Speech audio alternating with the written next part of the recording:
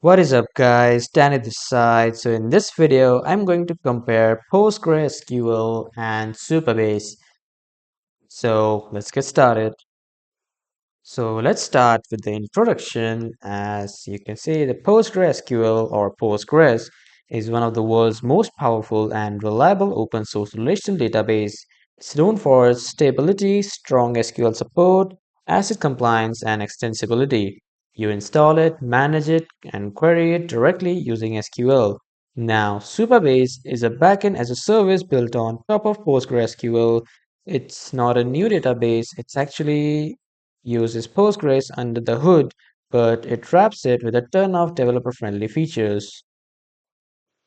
Features like instant APIs, authentication, storage, and real-time updates. So now let's talk about some key differences. So first off is setup and management. With PostgreSQL, you usually need to install, configure, and manage the server yourself or use a managed service like AWS RDS. Supabase, on the other hand, hosts PostgreSQL for you and gives you an easy to use dashboard so you don't worry about setup.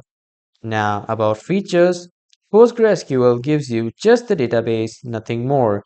But Supabase adds auto generated REST and GraphQL APIs, row level security controls, authentication system like OAuth, email, etc., and file storage, serverless functions.